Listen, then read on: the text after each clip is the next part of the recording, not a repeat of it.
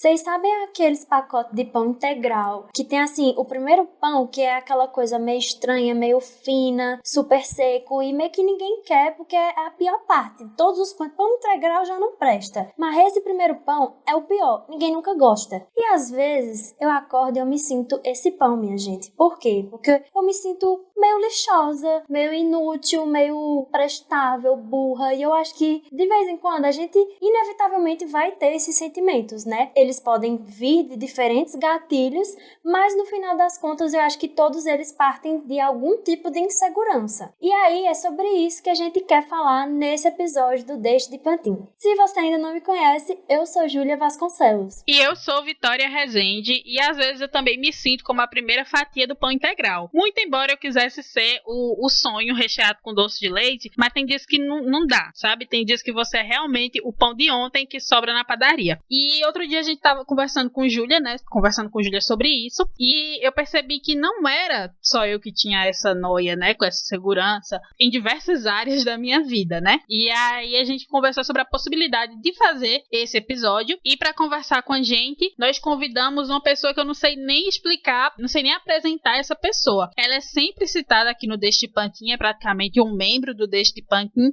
é onipresente, e é Luana Rocha, nossa ouvinte, jornalista, mas que hoje está aqui para conversar com a gente sobre ser doida.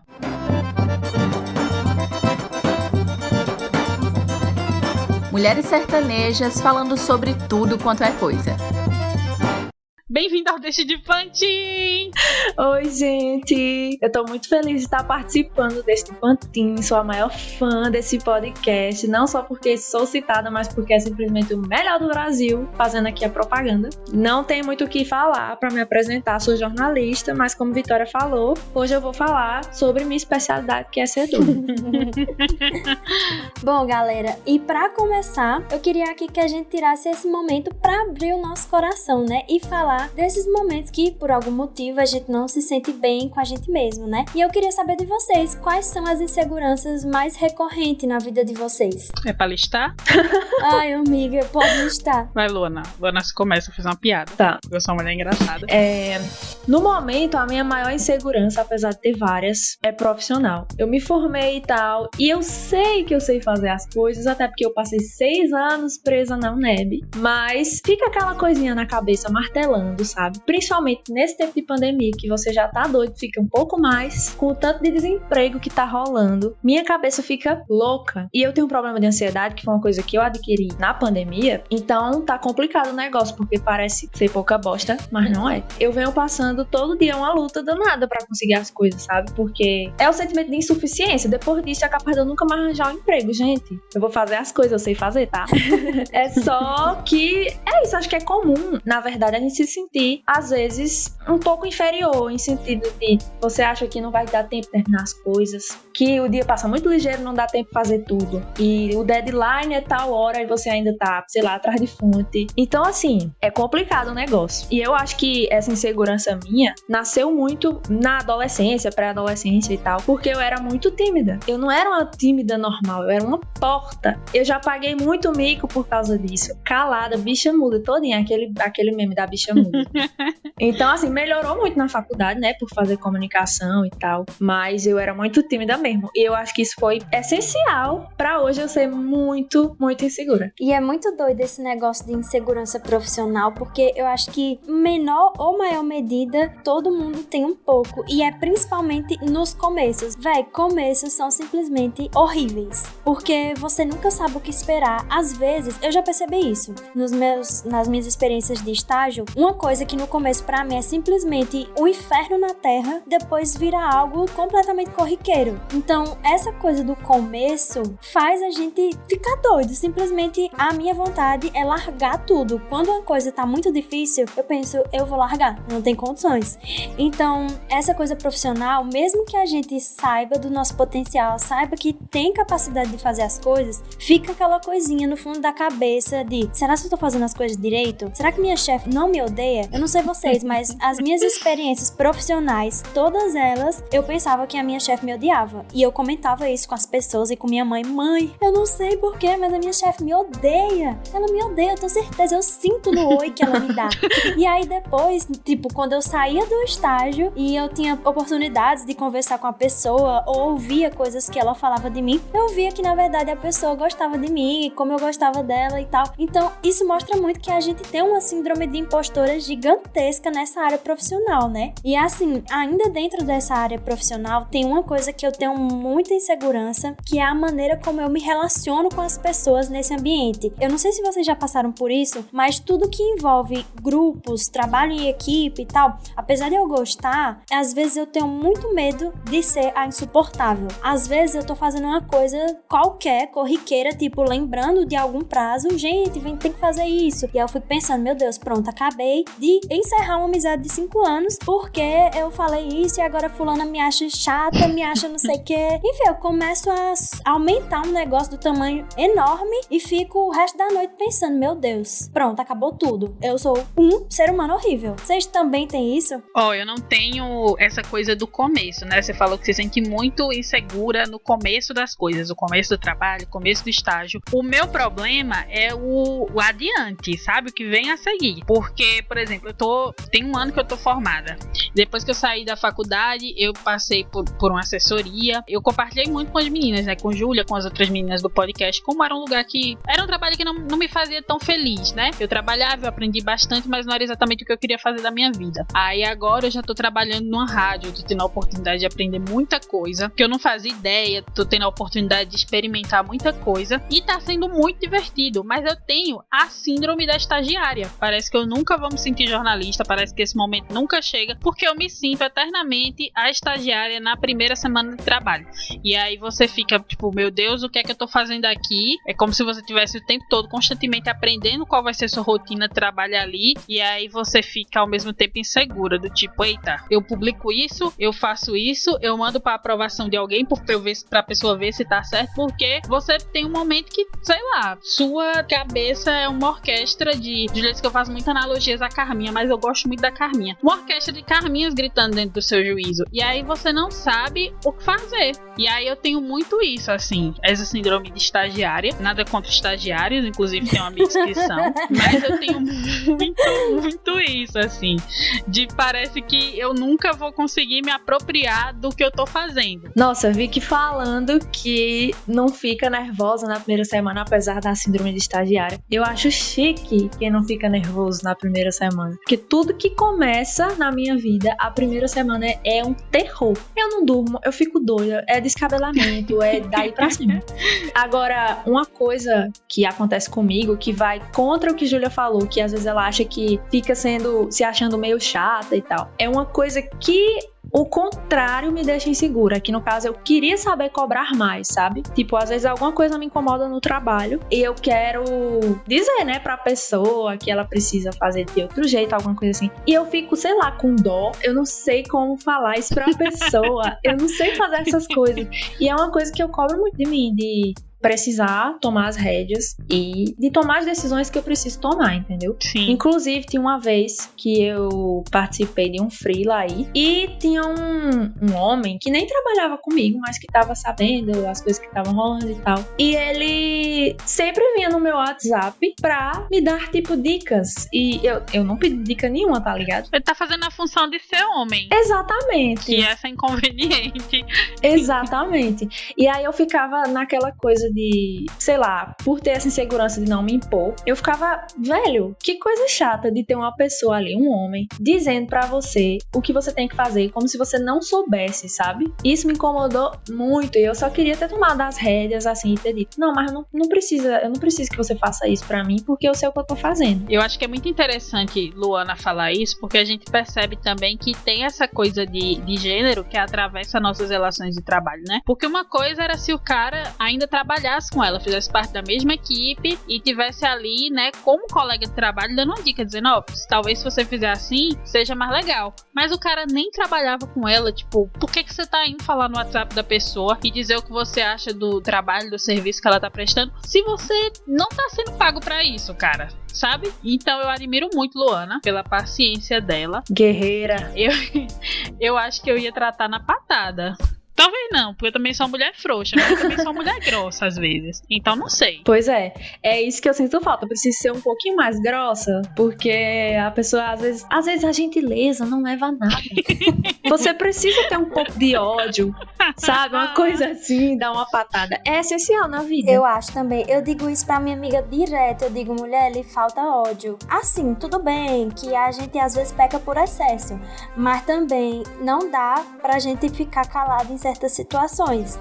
As meninas falaram dessa coisa de ser mulher, né? Acho que em todas as áreas, obviamente, isso vai acontecer, mas no jornalismo, que já é uma área que eu sinto que todo mundo meio que mete o bedelho, todo mundo acha que sabe fazer, né? Todo mundo pode ali lhe instruir a fazer o seu trabalho. Mas, quando você é mulher, isso é ainda pior. Vocês falaram dessas coisas e eu lembrei de algumas experiências. Por exemplo, o meu último estágio, eu trabalhava em um local que tinha muitos homens.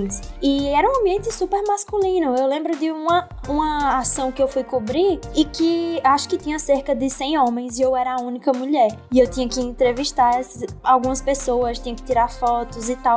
E assim, por dentro, eu estava simplesmente morrendo. Eu tava, meu Deus do céu, eu estava me sentindo uma menina, como se todo mundo estivesse questionando a minha presença ali. Mas eu pensei, não, por fora eu vou manter a pose. Porque às vezes é isso, a gente precisa se impor, mesmo que a gente não se sinta preparada pra, de alguma forma, conquistar esse respeito das pessoas. Não é nem conquistar, porque deveria ser uma coisa que deveria sair naturalmente. Mas eu lembro de me cobrar muito isso de se imponha, finja que está tudo bem, que está tudo sob controle, pra você conseguir segurar a situação. Mas é muito exaustivo, às vezes, você ter que estar sempre nessa situação. E eu acho muito interessante isso que Júlia fala, porque quando a gente é mulher, e quando a gente é mulher jovem, né, e tá em locais que são majoritariamente masculinos no ambiente de trabalho, parece que você tem que ser, sei lá, 3, 4, 5 vezes melhor do que você é, assim. Não basta você ser boa, você tem que ser a melhor para você conseguir se destacar. E isso vai não somente do trabalho que você faz,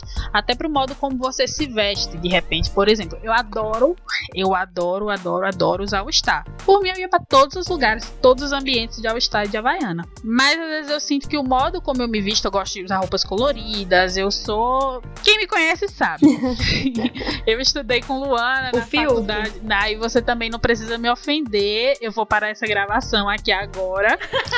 Mas quem me conhece sabe o modo, né? Estudei com Luana sabe. Estudei, enfim, com Júlia também na faculdade. Eu gosto de me vestir colorida, eu gosto, enfim. E parece que às vezes o modo como você tá ali nos lugares também, às vezes eu boto um saltozinho, uma coisa assim, pra você parecer um pouco mais séria, muito embora você seja uma pessoa séria, muito embora você faça um trabalho que é bom, um trabalho com credibilidade, enfim, mas aí parece que você tem que estar sempre mostrando que você é bom no que você faz. Cara, completamente, eu nunca me senti tão representada por essa sua fala, Vicky, porque eu já passei por várias situações em que eu me sentia com esse incômodo, porque eu sentia que as pessoas me olhavam como menina e não como mulher, e isso simplesmente pela forma que eu estava me vestindo. E eu acho que sim, a gente tem que ter um equilíbrio, tem que ter um mínimo de noção, né, pra se vestir de acordo com as situações, mas às vezes você simplesmente é uma pessoa que não usa maquiagem, que não vai trabalhar de salto, e isso é completamente normal. Mas essas cobranças, elas são tão fortes que eu, que nunca me preocupei com isso, no meu último estágio comecei a me preocupar como se eu realmente tivesse que atender a esse requisito. Eu lembro de conversar com minha mãe, eu cheguei a comprar maquiagem, isso foi uma coisa que eu nunca gostei de usar na minha vida, até hoje eu não gosto, mas eu cheguei a gastar dinheiro pra comprar maquiagem e conversei com uma pessoa pra saber quanto era um curso de maquiagem, porque eu achava que eu precisava, porque eu queria me sentir mais adulta, então eu queria usar roupas mais adultas, maquiagem, enfim. E aí eu fiquei pensando que eu me sentia assim porque os exemplos que eu vi à minha volta eram de mulheres muito assim, e quando o Vic falou do All-Star, eu me senti super representada, porque eu só queria usar meu All-Star, eu estaria fazendo meu trabalho da mesma maneira, e não é um chinelo, é um All-Star, Deveria ser uma coisa normal. Mas a gente tem muito essas cobranças, né? Que deixam a gente inseguras. Gente, eu também tô me sentindo representada com o que Vicky falou. Eu sempre achei, na verdade, que meu look de trabalho era o look feio, sabe? Quando eu ia estagiar, eu não me sentia bonita. Eu ia estagiar e ficava, meu Deus, que troço feio. Só que era o look que eu pensava que era mais cara de trabalho. Eu cometi, gente, cometei o crime de usar sapatilha. Nunca mais eu vou ter uma sapatilha no meu pé. Até hoje, quando eu vou fazer algo assim de trabalho, eu fico pensando em roupa. Fico, meu Deus, o que é que eu uso pra essa ocasião, o que é que eu preciso usar. Tem coisas assim que eu cheguei a comprar que hoje eu fico jamais que eu vou usar. Por exemplo, eu cheguei a comprar uma blusa de manga, toda ajeitadona, mangona longa assim. E, gente, nunca cheguei a usar, não, porque eu vou pra onde com uma blusa de manga longa nesse calor? Em Petrolina. É isso, se você escuta Deixe Pantin, você não é de Petrolina, você não é de Juazeiro, você não entende o teor dessa conversa, não entende como é dramático a pessoa chegar ao ponto de comprar uma camiseta de manga, uma camisa de manga pra ir trabalhar. E imagine você colocar um blazer. Completo surto. Agora, blazer é uma coisa que eu usaria porque eu acho chiquérrimo e belíssimo. Sim, é chiquérrimo. Ai, eu acho muito bonito. Inclusive, o meu sonho de vida é ser uma mulher chique e elegante. Porém, eu não tenho a verba pra essa chiqueza no momento. Então, a gente vai ter que continuar no All Star. Exatamente. Eu também não tenho o cargo pra usar o blazer. Eu tenho que estar num cargo, assim, importante pra poder chegar a usar. Quando eu tiver o cargo, aí eu vou ter o dinheiro pra poder comprar um blazer. Não, e pra mim, eu acho que a questão pra mim é a seguinte. Vocês estão falando de blazer, a minha questão é a questão do All Star. Eu ando de ônibus, minha gente. Semana passada, eu passei a semana todinha indo de All Star pra trabalhar. Quando chegou na sexta-feira, eu sabia que eu ia ter carona pra voltar a trabalhar. E eu botei um salto. Porque, minha gente, eu ando de ônibus. Não existe você botar um salto e você andar de ônibus. É inviável. Simplesmente inviável. Mas a gente falou dessas inseguranças profissionais, só que existem outros tipos de inseguranças. E aí eu queria falar um pouco sobre as nossas inseguranças em relacionamentos. Como é pra vocês essa questão? Então, gente, se tratando de relacionamento, eu acho que no geral, assim, de relacionamento com as pessoas no geralzão, como eu já disse, eu era uma pessoa muito tímida. Então, até hoje eu tenho vestígios de timidez. Tem ambientes que, dependendo das pessoas que estão lá, eu fico muito sem saber o que dizer. Às vezes eu não sei nem onde pôr a mão, não sei o que eu faço, eu fico meio perdida. Principalmente se for gente, assim, que às vezes faz você se sentir pequenininho, não num sentido ruim, mas quando é alguém importante, alguma coisa assim. Nossa, eu tenho medo de abrir a boca e falar uma besteira, sabe? Mas assim, se tratando de relacionamento amoroso, por exemplo, eu acho que já tive muita insegurança em relação a corpo, em relação a namoro, essas coisas, mas é uma coisa que eu já melhorei mais hoje. Hoje em dia, o que eu tenho mais de insegurança em relação a relacionamentos afetivos é mais uma coisa de se eu vou ser suficiente pra pessoa, mas eu não tenho a insegurança do que a pessoa vai fazer se eu não for insuficiente. No sentido de tipo, eu sou a pessoa perfeita pra alguém colocar chifre, por exemplo. Sabe? Eu nasci... Eu não estava esperando por Sério, essa. gente. Eu nasci pra ser corna. Eu não sei como ainda não fui. Será?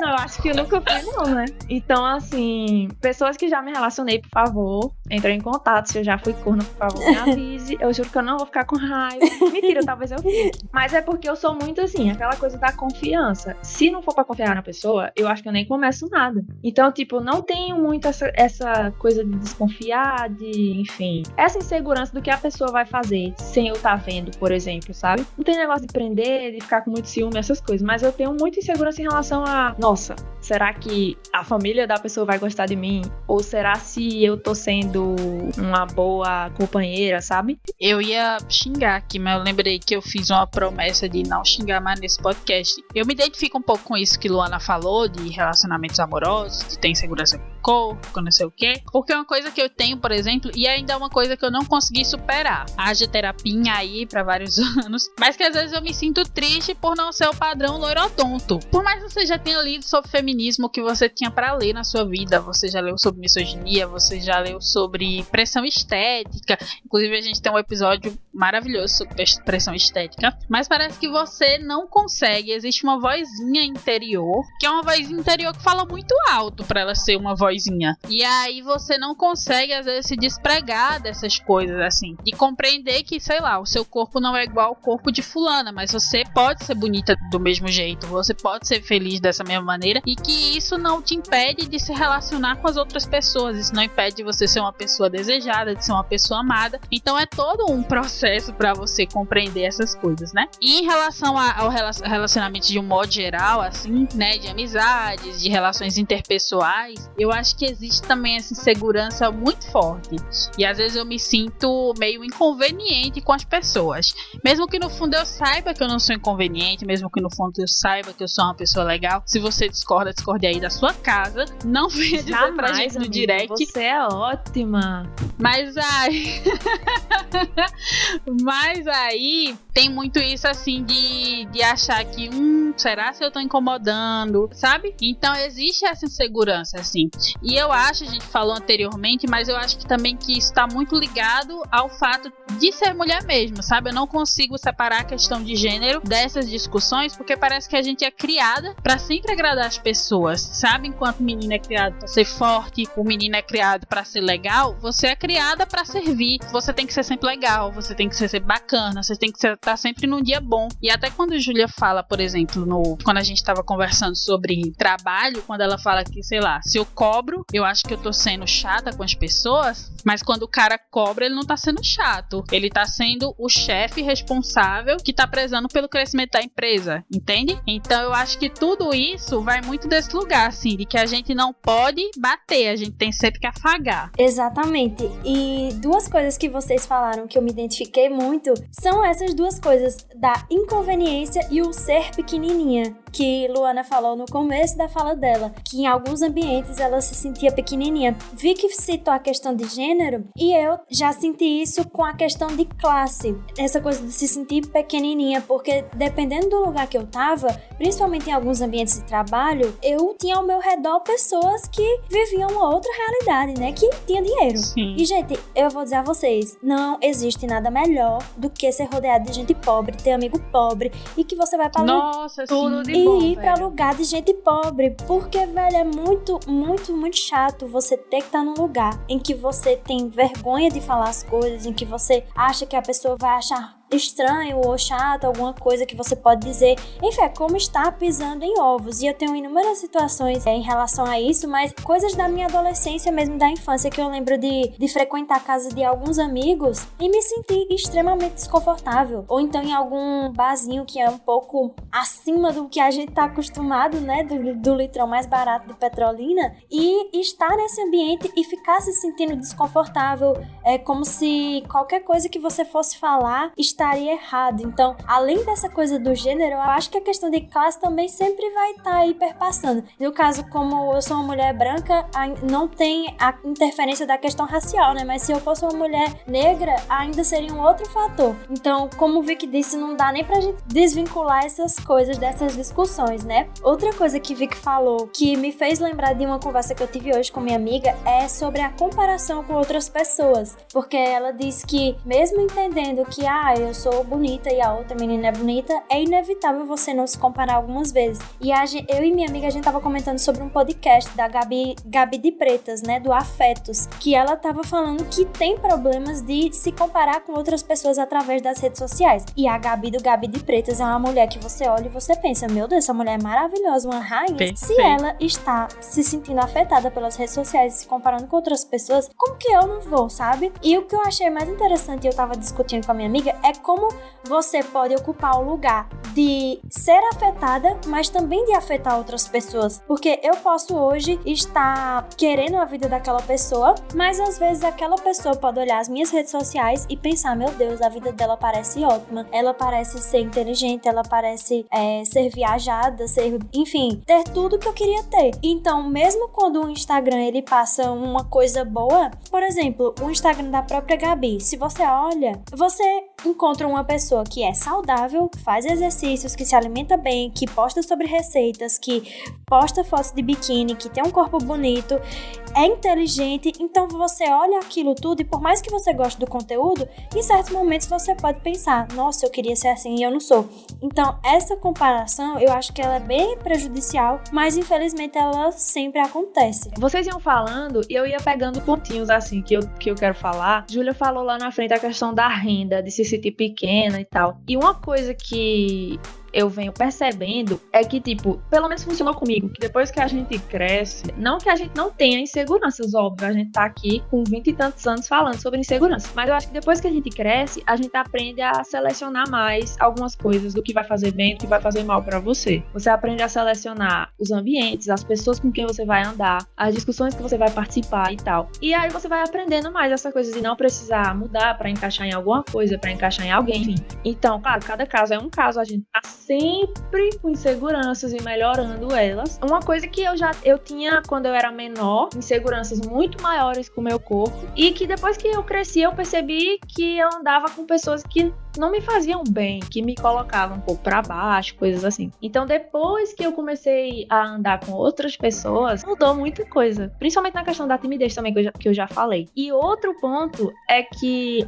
eu vejo que essa comparação em relação à renda, em relação a corpo e todas essas outras inseguranças, começam muito mais cedo. Porque pode ter começado com a gente, assim, sei lá, na adolescência e tal, mas eu vejo gente muito nova, tipo, sei lá, a galera tem 11 anos, 12 anos e tá na internet se comparando com aquela Mel Maia o tempo todo, porque eu não sei o que diabo essa menina faz, que o povo tá o tempo todo se comparando com elas. Você entra no Twitter, tá lá, Mel Maia, você entra, a menina não fez nada, é só, tipo, a galera se comparando a ela. Então eu sinto que é uma coisa que tá começando cada vez mais cedo na vida das pessoas e principalmente na vida de meninas. Isso que Luana falou da seletividade quando você vai crescendo, pra mim é assim, extremamente importante, é primordial. Eu acho que pra mim o que fez a maior diferença foi me rodear de um ciclo saudável de amigos, sabe? Por exemplo, quando eu passei pelo processo de transição capilar, é um processo extremamente complicado e doloroso para muitas mulheres. E eu não vou dizer que foi fácil para mim, porque também não foi. Mas ele foi muito mais fácil por causa das pessoas que estavam comigo. Na época, eu namorava e uma insegurança era, mas será que ele vai continuar me achando bonita com o meu cabelo nessa cagada que ele tá?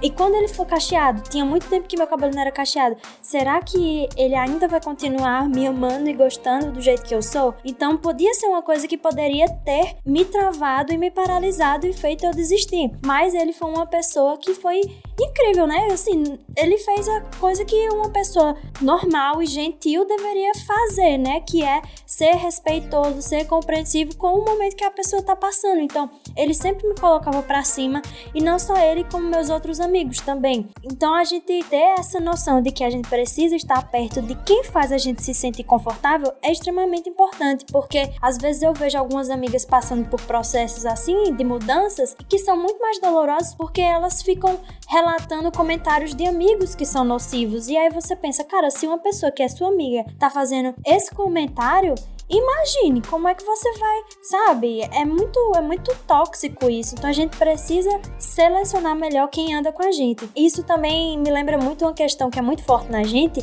que é a necessidade de aprovação. Eu acho que a partir do momento que a gente se livra um pouco dessa coisa, a vida flui muito mais fácil. E para se livrar dessa necessidade de aprovação, é também sobre com quem você tá, né? Porque eu acho que quando você tá em um ambiente em que as pessoas são completamente diferentes de você, que ela preza por coisas que você não preza, você sempre tá tentando chegar em um patamar. E essa corrida por estar em um lugar é muito cansativo. Então, hoje em dia, é tipo, eu sou do jeito que eu sou, quem quiser me ver, aceita desse jeito, quem não quiser me ver, que lute sozinho, porque é o que temos pra problemas. Esse é o primeiro episódio deste Pantin que eu estou gravando com lágrimas nos olhos, porque eu fiquei muito emocionada com o que Júlia falou, porque eu cortei o cabelo ontem. Inclusive eu encontrei hoje Júlia e Luana, não porque a gente estava aglomerando, mas porque a gente faz aula de fotografia juntas, e a primeira coisa que Luana fez quando me viu foi dizer que eu estava uma grande gostosa. Já cortei o cabelo assim outras vezes, se você não tá me vendo, mas se você, enfim, me segue em alguma rede social, se você não me segue, eu tô com o cabelo bem curtinho, meio Elis Regina. E eu já cortei o cabelo assim várias vezes. E a primeira vez que eu cortei o cabelo, assim, eu tava dentro de um relacionamento. Uma crítica que essa pessoa me fazia muito constante era em relação ao meu cabelo curto. Então essa questão, essas críticas ao tamanho do meu cabelo me fez questionar muito, durante muito tempo, a coisa da feminilidade. Era como se, então eu cortei o cabelo e eu deixo de ser feminina, é essa relação. Então eu tenho cabelo curtinho já há algum tempo, né? Tem uns 5, 6 anos aí que eu venho cortando o cabelo com muita frequência, que eu não deixo passar do ombro. Mas curto como ele tá agora, eu não tinha voltado desde o fim desse relacionamento. Então, pra mim, é um passo de dizer, ó, cortei o cabelo e que vai além de cortar o cabelo, vai além do lance de cortei o cabelo e estou bonita, cortei o cabelo porque eu quero mudar. Pra mim também é um momento de dizer assim, cortei o cabelo porque eu posso cortar o cabelo porque eu estou bonita assim, porque eu me sinto bem fazendo isso e não tem uma pessoa pra dizer, cara, você fica melhor com cabelo grande, eu acho que não tá legal assim. Então não sei, gente, eu tô perdida aqui, eu tô realmente muito emocionada, porque eu imagino que isso, né, eu nunca passei pela transição, nunca tive cabelo, nunca dei química no cabelo, mas eu imagino que esse momento é de fato um momento muito delicado para todas as pessoas, para todas as mulheres que passam com isso, porque isso mexe também com a autoestima da gente, né? A autoestima da gente às vezes está muito relacionada a cabelo, né? A gente tem esse apego ao cabelo, o modo como as pessoas ao nosso redor lidam com isso, lidam com essa mudança na sua imagem, na sua aparência, né? Isso reverbera muito na nossa autoestima. Pois é, pra você ver, amiga, que coisinhas pequenas, às vezes, de mudança na gente, representam muita coisa na nossa cabeça. Eu digo de novo, amiga, seu cabelo está belíssimo. Você é uma mulher belíssima, você não precisa da aprovação de ninguém. Inclusive, eu e Júlia, a gente fica web fofocando, falando de você pelas costas. Dizendo, meu Deus, mas Vicky é muito belíssima. Vicky às vezes posta foto, a gente fica, não, sem condições nenhuma essa mulher. Sem condições nenhuma. Sinto muito por vocês não poderem ver. Mas é isso, gente. Acho que no final do dia é muito aquela mensagem que a gente deixou no episódio sobre corpos, né? Que é a gente ser gentil com os outros, porque a gente tem as nossas inseguranças e as outras pessoas vão ter as delas, né? Então, se a gente puder tornar esse processo para os outros um pouco mais fácil, vai ser bem melhor para todo mundo, né? E a gente tá aqui falando sobre inseguranças, a gente tá brincando com isso. Eu também me emocionei um pouco, mas eu acho que a questão que fica aqui é a seguinte: todo mundo tem insegurança, né? Mas se você tiver a oportunidade, eu sempre falo para as pessoas irem para terapia aqui nesse podcast. Não é no sentido banal do tipo, não, galera, procura uma terapia. Eu sei que terapia não é uma coisa acessível, né, para todo mundo, mas se você tem a oportunidade, né, e se você se sente inseguro, e se você percebe que isso atrapalha você dentro das suas relações profissionais, dentro das suas relações pessoais, eu acho que vale a pena procurar um profissional para tratar isso, assim, né, para que você possa viver melhor consigo mesmo e também com todas as outras pessoas que estão ao seu redor. Agora, se você é a pessoa arrombada que gosta de ser maldoso com os outros, aí eu gostaria gentilmente que você fosse pro inferno. E agora a gente vai pro balaio. Eu tô indignado! Se essa é a sua primeira vez aqui no Deixa de Pantin, agora a gente tá no quadro Balaio, que é onde a gente deixa indicações pra você assistir aí no seu final de semana e que tem um pouco a ver ou não com o assunto que a gente falou durante o episódio. Luana, faça as honras e traga aí a sua indicação pra gente. A minha indicação é uma série bem antiga, na verdade, que é My Mad Fat Diary, que a série tem a protagonista Ray, que é uma menina gorda que passa por muitos problemas de autoestima, de insegurança e tal, mas a série vai muito além disso, não é só uma pessoa gorda falando sobre isso, sabe? Tem muitos detalhes que são muito importantes e que levam a série para outros assuntos, fala de insegurança no geral e do que é comum a gente sentir na adolescência.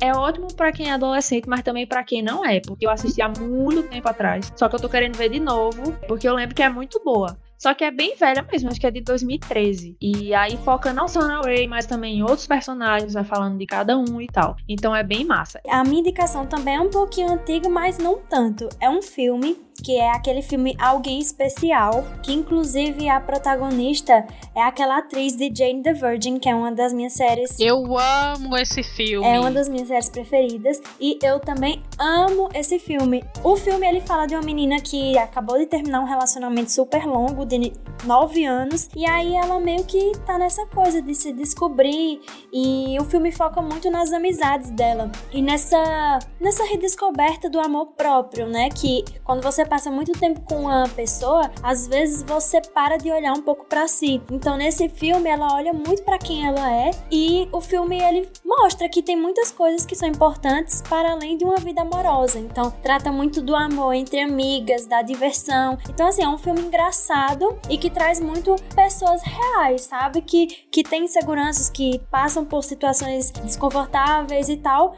mas que tem várias prioridades na vida e não só ser uma pessoa perfeita e ter um relacionamento perfeito. Então eu indico muito, muito massa. E a minha indicação é de um livro que foi lançado em 2016, virou filme, eu ainda não tive a oportunidade de assistir ao filme, que é com a maravilhosa Fernanda Montenegro, e o nome do livro é A Vida Invisível, de Eurídice Guzmão. E aí é um livro que eu acho que é feito para as mulheres se identificarem, porque apesar de ser um livro que se passa na década de 40, a gente pode olhar para as personagens e identificar nelas nossas avós, as nossas bisavós, né, de mulheres que foram criadas para serem boas esposas, mas que tinham outras ambições, né, mulheres que queriam estudar, mulheres que queriam trabalhar, mulheres que queriam viver seus relacionamentos com liberdade e que queriam viver relacionamentos felizes também. É um livro maravilhoso, é um livro para você se emocionar enquanto lê, para você chorar o que você tiver que chorar, mas é um livro para você dar muita gargalhada também.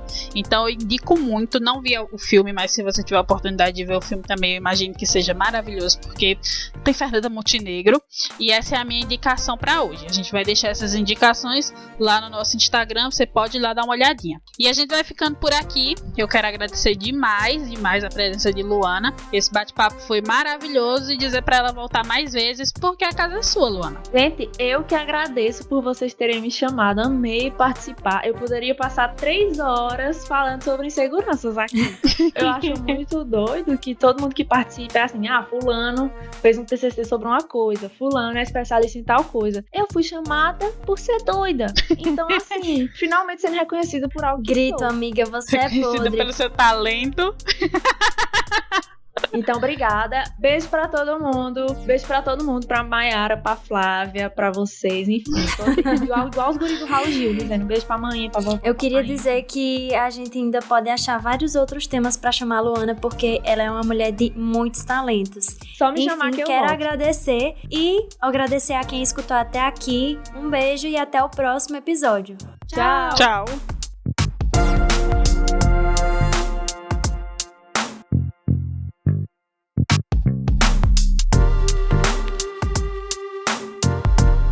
Quando for falar meu nome, fala Luana Rocha, não Luana Dias, porque eu não gosto muito de Dias, não. Amiga, eu não sabia, tu não usa Luana Dias em todas as coisas, não? Não, troquei.